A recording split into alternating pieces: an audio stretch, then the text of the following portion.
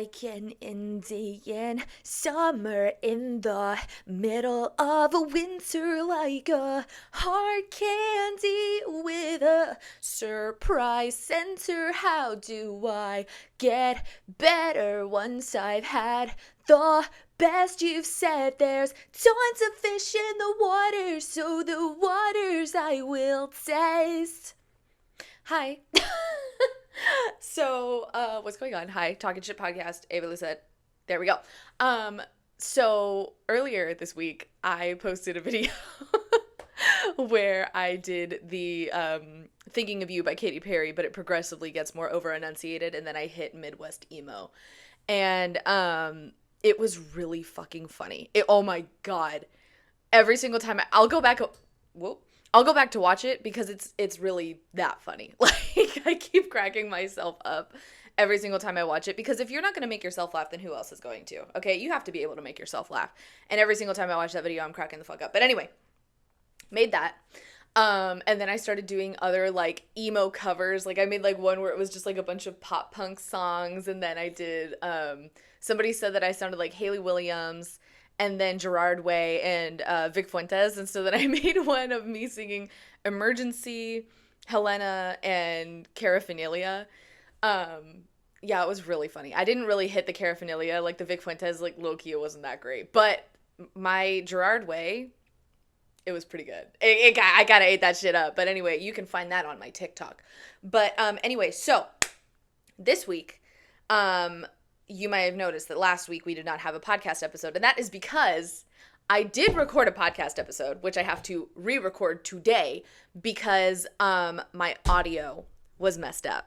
Okay, but this time I checked, double-checked, triple-checked, tested everything. Hopefully we have no more technical difficulties. I need an assistant. I need an assistant so bad because I need somebody to test everything for me, make sure that my editing looks good, and that is posting my content, because, oh my god, it is so much. Like, I'm trying to abide by the content schedule as much as I can, that I was talking about in the episode prior to this, but oh my god, it's so much. Like, it's a lot, and I feel like day to day, like, I'm like, okay, yeah, I can get this done, like, this is feasible, but it's just so much. And then I'm like, oh shit, but I didn't do a photo shoot for this carousel post that I have to do, and I didn't do this and I didn't do that, so now I feel like I can't make all of these posts, so then I'll just try to post on my stories and blah blah blah blah blah. And it's a lot. It's a lot to think about. I have a lot of stuff going on in my head right now, in my brain, and I don't like it. I don't like how much shit is going on in my brain. But trying to abide by that, and when I can afford to, I'm getting an assistant. Like, the moment that I can afford an assistant, I am absolutely going to get one. As you can see, forgot to bring my fragrance of the day with me, but it was the same as last week, so I still have the information.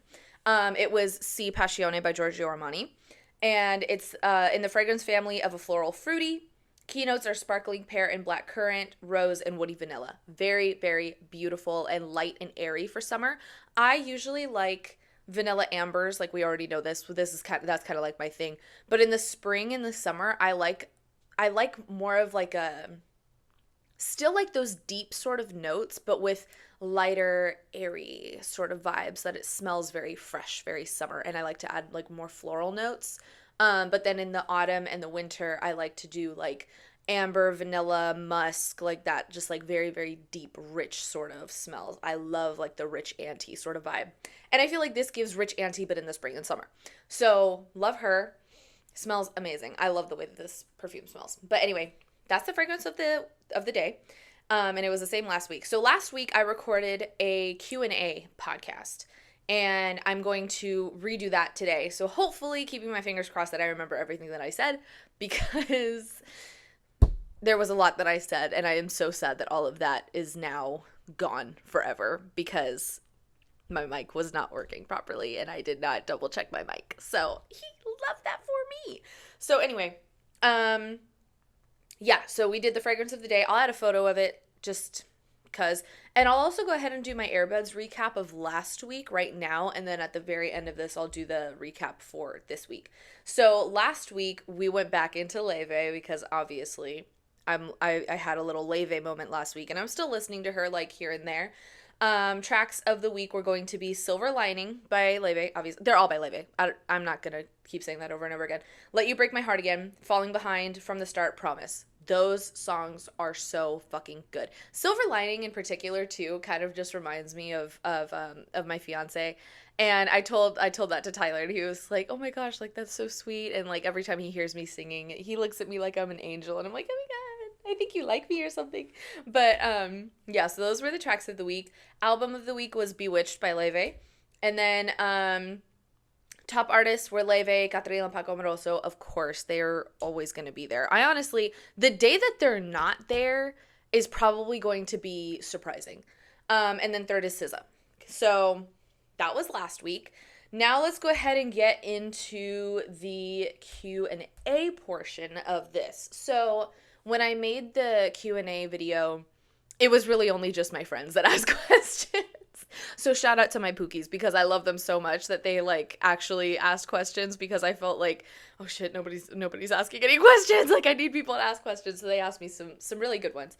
Let's go ahead and get this first one out of the way first. Leona, I can't stand your ass. I love you so much.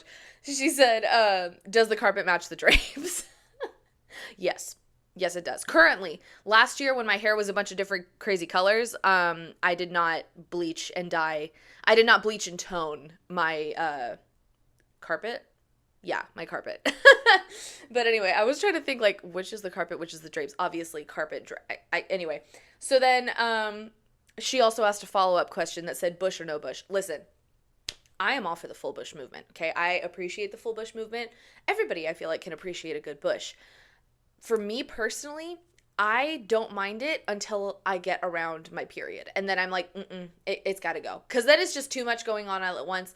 And I'm not a Diva Cup girly. I am not a tampon girly. I like to wear pads.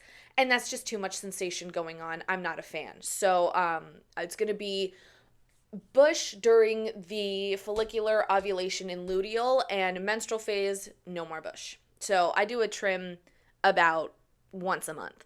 But I love bushes. We love a good bush. Also, my friends were very like surprised to hear this.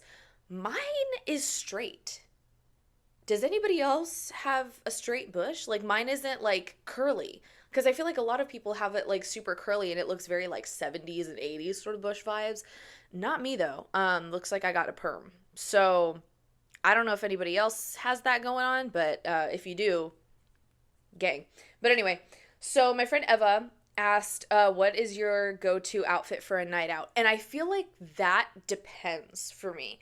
Depending on where we're going, obviously if there's if there's somewhere that we're going that's like, I know there's going to be like kids there, I have to keep it age appropriate. I'll probably just wear like, a nice top, maybe like leather jacket. My leather jacket goes everywhere with me. I love my leather jacket. And then I have been wearing the shit out of these black pants that I got recently, these Levi pants. I got them back in February. And I cannot stop wearing them. They're like these wide leg, I don't even know I think they're just wide leg, and they go all the way down. And I did not think that wide leg jeans would look good on me, but a lot of people think that they look cute. I personally think that they make me look shorter than I actually am, which that I don't really appreciate very much, but the outfits are really cute. The outfits that I've been able to come up with those pants are really cute, and I'll add a couple pictures because I've been wearing that like crazy. But also when I go out, especially to places that I know there's not going to be children, the girls are out. I like the titties are tittying. They're out all night long, and I'm getting compliments from people. I'm getting compliments from I don't want a compliment from a man. If a man comes up to me and says that my tits look nice, you're getting punched in the face.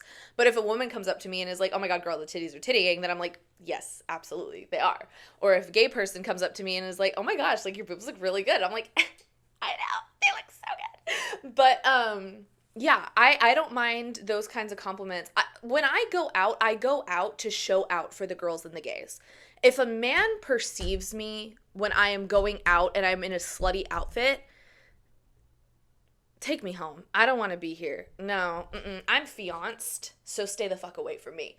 I only want to be gawked at by women. So that, it just kind of depends. It depends on the situation, but I really like to have my girls out because they are an accessory. And so is my tummy. I feel like I wear a lot of crop tops. I'm wearing a crop top right now because my belly is she's also part of the accessory pack as well. Um, my friend Jam asked, how do you balance your masculine and feminine energies? Okay, I love this question so much because I feel like last year when I had all of like the crazy hair colors and like the really crazy like shag, it was more of a mullet during that time. I feel like that was when my masculine and feminine was perfectly balanced. Like, I'll add a picture from my 23rd birthday. I was dressed up like Jimmy Page for one, but I was like a slutty Jimmy Page because the jacket that I made, I added all the rhinestones on it. And Jam, the person who asked this question, she also helped me with that jacket. She helped me draw the flowers for it. And then I bedazzled the whole thing. But Jimmy Page, when he's wearing that jacket, is shirtless. So I was like, you know what? I'm going to make this slutty. I'm going to put on like a big push-up bra and I'm going to have like no shirt on and just have like the jacket on. Loved, loved, loved that outfit. I feel like that was like a perfect balance for me. But also the hair color that I chose for that time definitely was not giving Jimmy Page. It was definitely giving more like Dave Mustaine. so so I feel like I don't know, my hair for that occasion wasn't really the color that I wanted it to be. And I also just feel like that color just did not match with me very well. But anyway, I feel like it depends. It really depends on the situation because I have always wanted to be more of like an androgynous person. I definitely don't feel like I'm genderqueer in any way. Like I know for a fact that like I'm a woman, I am woman. And but I do feel like there are masculine sides of me and I do like to dress up a little more masculine sometimes. Like I said, that leather jacket, I love that leather jacket because I feel like that leather jacket makes me feel a little more like buff. You know what I mean? Like it makes my arms look a little bit bigger and my shoulders a little bit broader and I'm just like I don't know, I just feel like a big tough guy. So I love the way that I look with that jacket on. And I feel like this hair too, like it kind of got messed up cuz it was very windy today. But I feel like having this very like swooped and pushed back sort of look is kind of like a lot of men in the 70s and 80s I feel kind of had like this sort of vibe going on, women too obviously, but like I feel like the feathered look was like very popular amongst men, and I love that. I love having a haircut that I feel like I can dress up or down, and masculine or feminine. So love my hair. I feel like my hair plays a huge role in that, and my outfits as well. It's actually funny because when I was in high school, a lot of people thought that I was a lesbian because I wore band t-shirts, Vans, and skinny jeans, and I usually had my hair up in a bun. Now, does that a lesbian make? I guess. I mean, they were half right because I am bisexual, but like there was a rumor about me that I was a lesbian, and I was like, if 1 + 1 is 2, then what the fuck does this mean? Because if it's just based off of my outfit, that doesn't make any fucking sense. But I feel like when I go to work, because I'm lifting boxes and shit like that, like I'm dressing comfortable, and usually that means band t-shirt, jeans, and comfortable shoes. So maybe I look a little more lesbian when I'm going to work, or maybe I look a little more masculine when I'm going to work, but I don't know. I feel like outfits definitely play a huge role, and it's also just your energy, like your vibe. You know what I mean? I feel like there's sometimes I go out and I kind of have like this look on my face of like, don't fucking approach me. And I feel like that is when I'm in my masculine. And I feel like masculine energy is very like, I feel like about the hustle, about working hard, getting the things that you want, getting shit done. And I feel like the feminine is very like laid back, ethereal, receiving, and I just love that I'm able to do both. You know what I mean? I feel like when I'm getting really spiritual and I'm wearing my like more spiritual sort of outfits, because I don't really have one specific aesthetic. It's all over the place.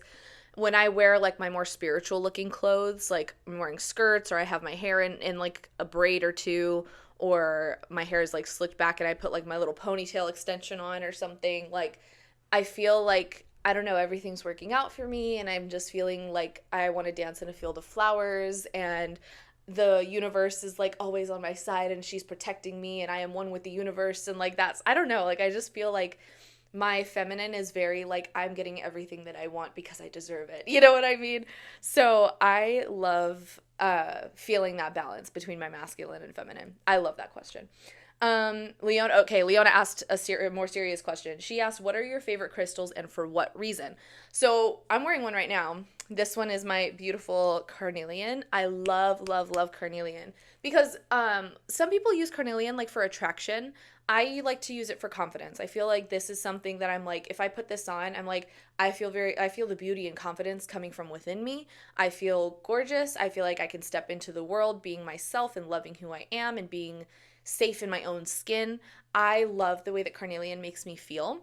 And I also love giving carnelian out to people as well because I feel like the energy that I charge my crystals with is I'm very intentional with my crystals. Like I will hold them individually, set my intention into each one, and then, use it for its purposes.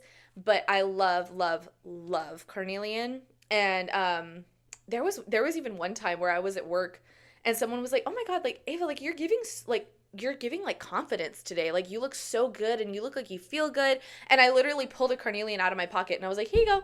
I was like, "Here, take it. Like here's a little bit of confidence for you, babe." Like, you know what I mean? I was like, "Take it with you, carry it with you." And I love stuff like that. Like I love it when people feel confident. And I love that sometimes like my confidence inspires others. Like my friends have told me that like when they're trying to be more confident that they kind of like they're channeling me, which I was like, "Oh my God, that's crazy," because I used to hate myself. So it's honestly like so crazy that my friends like look up to me as like a confident person. I love that so much. But other crystals as well, like self-love is rose quartz is really good for self-love.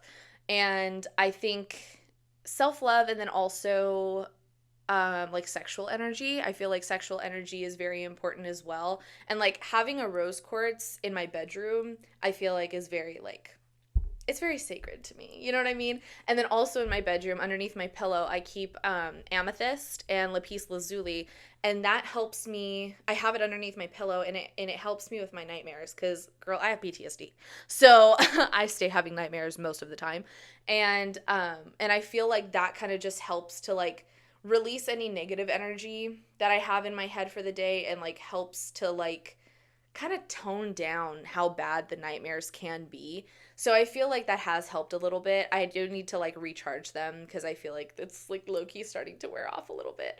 But I remember the first night that I did it, like I was having just like this bout of like really, really bad nightmares night after night after night. And I was having such bad insomnia because in my dreams are so vivid that I try to wake myself up in my dreams, and then I'll wake up into another dream and then into another dream and then into another dream. So I never know when I'm actually awake until like physically I'm like, okay, okay, I'm good. I'm good. You know what I mean? It's really weird. It's such a weird feeling. And I feel like the first night that I actually put that little pouch of crystals underneath my pillow, it did help. It did help a lot. So I would definitely recommend that especially if you have any like prominent Pisces placements, because I'm a Pisces moon, and I feel like Pisces placements are very like in tune with like the spirit realm, and that also has to do with dreams as well. So I feel like if you're struggling in the dream world, then it's definitely good to like practice things that are going to help you in the dream world, if that makes sense. I don't know if that makes any fucking sense. But then also for crystals, I really like black crystals like obsidian, black tourmaline, because like for protection for myself, for protection for others. And hematite as well is also really good for protection. But by my front door, I have selenite and black tourmaline kind of like in a T, like a cross sort of thing, right by my front door. And when I tell you, nothing has protected my home energetically better than that has. Like truly, nothing else has been able to do that the way that has. I don't know if that made any fucking sense.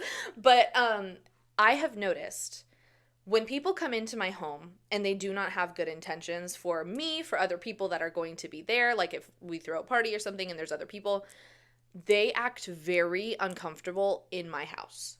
And my home is known, like amongst my friends and my family, that my home is a safe space. It is a peaceful environment. And that is something that I am so very proud of, because I went from shitty living situation to shitty living situation over and over and over again. And I've always felt unsafe where I've lived. And when I made my own protective space, I feel like that means the world to me now. And now I do everything that I can to protect that. So the selenite I use to like kind of purify the space, bring in positive energy, and then the black tourmaline is at a cross. And as soon as somebody passes that threshold, if they do not have good intentions, they act so fucking weird. They act really weird. They like sit in the corner of the apartment. They're like on their phone, twiddling their thumbs. They're not really interacting with other people. And I have noticed it so many times with so many different people who most of them are not in my life anymore. And after because I feel like that is a huge tell for me. If somebody is uncomfortable in my home, you don't have good intentions and you need to get away. You need to get away from me. So those are my favorite crystals personally. So what did I mention? I mentioned carnelian, rose quartz, amethyst, lapis lazuli, black tourmaline, obsidian, hematite, and selenite. I would say those are my top 8. Those are within my top 10. If I can think of 2 more, probably smoky quartz and smoky quartz and maybe clear quartz. Smoky quartz is also for protection. Clear quartz I also just use for like manifestation, things like that. But those are probably going to be like my top 10. And the place that my studio is in is called Holistic Vibes in Corona, California. So if you are a local to SoCal, you should definitely come in because they have a great crystal selection. Almost every single crystal that I have gotten here, I have gotten here. Oh, I also forgot to mention citrine and green aventurine if you're trying to bring in abundance is also really good. And I also have this really cute jade elephant. Oh my god, she's so adorable. She's just like it's teeny tiny little elephant. She's so cute. But yeah, I feel like I could talk about crystals all day long. But yeah, if you're looking for crystals and you are a Southern California local, you should come and check out Holistic Vibes in Corona because they have a really, really good selection here. And they're also very decently priced. I feel like a lot of other places that I go, they're not, like, they're really overpriced. I feel like here they do it by weight and depending on the type of crystal it is and, like, how hard they are to come by, like, stuff like, because there's definitely some that are more expensive than others. Like malachite, I know usually runs a little more expensive because I think they're considered more rare. But, yeah, very, very decently priced here. So if you're looking for like a good handful of crystals, come here. But next question is, what is my current favorite plant and why? Okay, I'm going to add a picture of her. I don't know what this plant is called. I feel like that is the only thing that I don't know. I really have no idea what this plant is called. But she is my favorite. I've had her since my fiance and I first moved in together. And when we first moved in together, like, I kind of went through this phase where I was really depressed because we moved to a new city and I felt very like alone a lot of the times because we were, kind of far away from my family and it was just the two of us and he worked late nights and I worked early mornings, so we had opposite schedules and we couldn't even spend a lot of time together. And then on top of that, he also had school and I was just very like lonely a lot of the time. And I went through this depressive phase where I wasn't really watering my plants and I almost killed this plant. Like it was this close to dying off. And one day, like, I was just like, okay, I don't want to kill this plant. Like, this is such a beautiful plant. I want to keep it going. I want to keep it thriving. And so I really tried my best to take care of it, even when I was not doing well mentally. And now it is my biggest plant. She is flourishing. She is absolutely flourishing. She is so beautiful. And I've propagated a couple of her little babies, and I gave one to my friend Jam, and then I gave another one to my grandma just on Mother's Day. And my grandma's reaction to seeing this little plant was so sweet because I went over to my grandma's a couple weeks ago to just go have dinner with her. And I was telling her about this plant. I was like, oh yeah, grandma, like this house plant, like it's so beautiful. But I didn't have a picture of it. And I was like, I'll have to like, take a picture when I go home and I'll show it to you next time I see you. So I take a picture of it. And then when I was trying to figure out like, oh, what should I get grandma for Mother's Day? I was like, oh my God, I have this little propagation that I haven't even planted in soil yet. And I was like, oh my gosh, I feel like this would be such a cute plant. And when my grandma saw it, she had this big smile on her face. I have never seen my grandma so excited for a gift that I had given her before. Like, she's always been very grateful. She's like, oh, thank you, honey. Like, thank you, sweetie. I love it and stuff like that. But this one, like, it was just, you could see the joy like deep inside her. She was like, I love this. This is so beautiful. And then I showed her the mother plant and she was like, oh, honey, that is beautiful. That's gorgeous. And I can't wait for mine to grow. And it was just so, so sweet because my grandma loves plants. I inherited my grandmother's green thumb. So I love plants because of my grandma. And I just thought that was such a sweet moment. But yes, this is my favorite plant. I don't have a name for her, but I've been kind of thinking about it for like this past week, like after I gave it to my grandma. I think I want to name it Inez because that was my great grandmother's name, my grandma's mother, my abuelita, and I think I want to name her Inez because I don't know, like she just kind of seems like this matriarch. You know what I mean? I feel like she just kind of seems like this big grand matriarch, and I've given her little babies to people already, and she's already sprouting like little new ones that I'm also gonna propagate because I need to repot and like get her a bigger pot to thrive in. So I think the next time I do that, I'm gonna propagate all of the new little sprouts that have come out, and I think I want to name her Inez. So that's going to be after my abuelita. But yes, that is my favorite plant. I have a lot of different plants, but she is definitely my favorite. I feel like it's a physical representation of how my mental health has done within these past couple years because I got her at a very low point and she was not thriving, just like I was not thriving, and now she's doing so well and just so beautiful, and I feel like it just looks like a physical representation of my mind. I feel like I'm talking in circles. But anyway, love her. Love that plant. Okay. Next question. Do you have a product that you feel changed your life? I feel like my Tweezerman eyelash curler is the best product that I have ever used in my life. I love her so much. Nothing curls my lashes the way that one does. Because I've tried a handful of other lash curlers, but honestly, they just have not been it.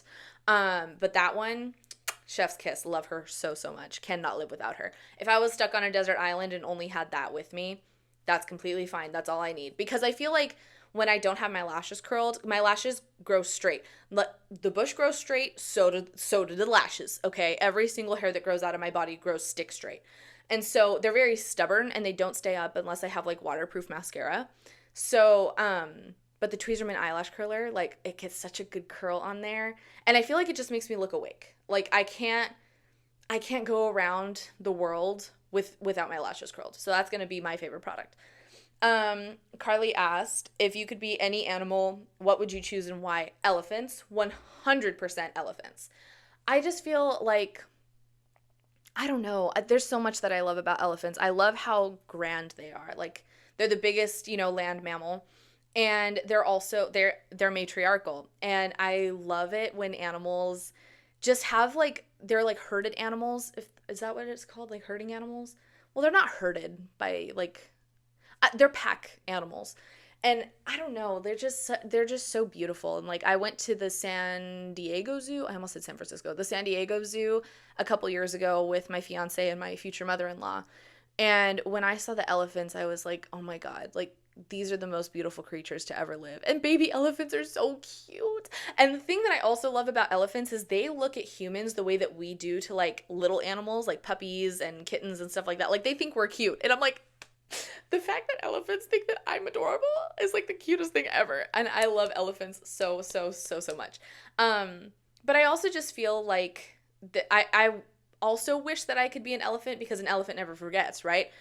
And I'm forgetful. I have the memory of a goldfish. So I feel like that would also be a reason so that I can remember everything and in great detail. You know what I mean? So I love, love, love elephants. Also, sorry if this is kind of sped up. I did charge my camera before I started recording, but it says that my camera's already starting to die. So love that for me. I feel like I need to get a backup battery because this is bullshit. I can't just keep on plugging that shit in over and over and over again. But I feel like I'm missing one. I could definitely know I've seen another one. Oh, Pierce also asked, what was the hardest lesson you had to learn when it comes to loving yourself? Okay.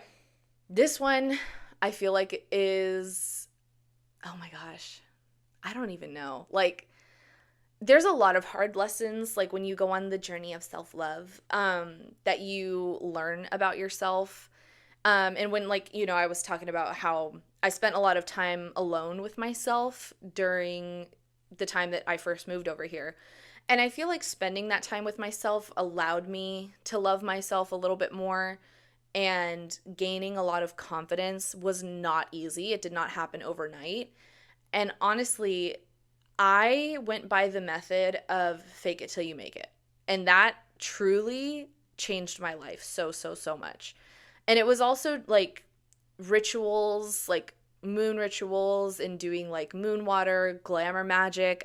I've been dabbling into recently, and taking the time to really like sit in the mirror naked, right? And appreciate my body for what it is. Being grateful for my arms because they allow me to hug my loved ones, hold on to things. My hands get like can feel things, touch everything, you know, being grateful for my boobs because they're an accessory, you know, like I was sexualized like at a very, very young age because I developed very early. And I feel like I hated my boobs because I did not like the attention that I was getting from them. But now I'm like embracing it. I'm like, I love my boobs. I feel like they're very aesthetically pleasing to look at. So I started appreciating my boobs, and then I started appreciating my stomach and my butt and my legs, and being like expressing gratitude for every single piece of me, like my hair, my face, my nose, because I used to hate my nose because I have a bigger nose.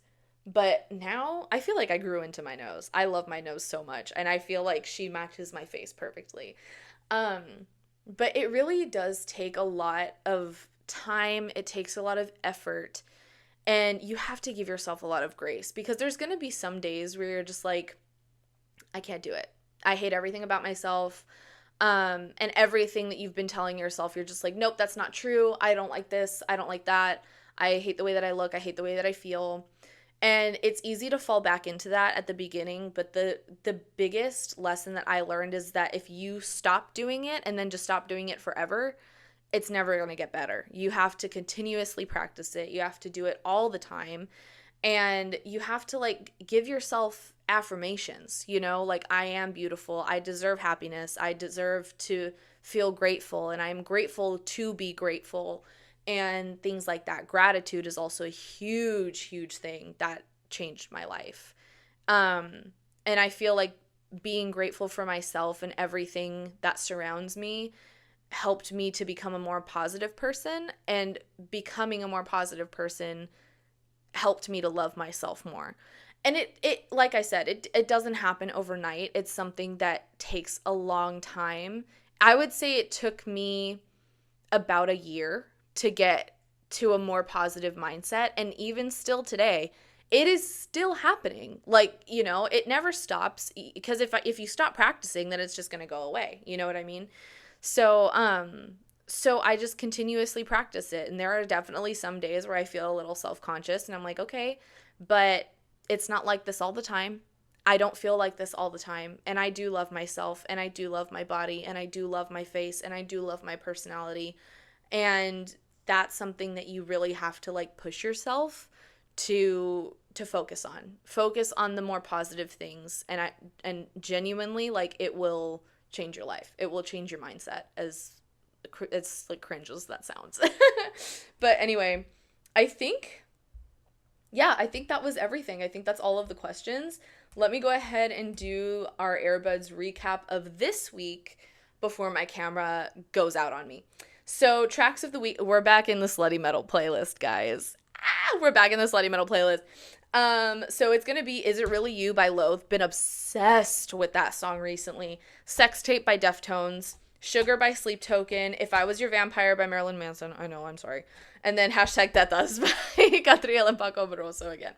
And then album of the week is Papota by Catriel and Paco Amoroso. Again, Leve. She interrupted it, but we're back. And then artist of the week, Catriel and Paco Amoroso, Deftones, and Sleep Token.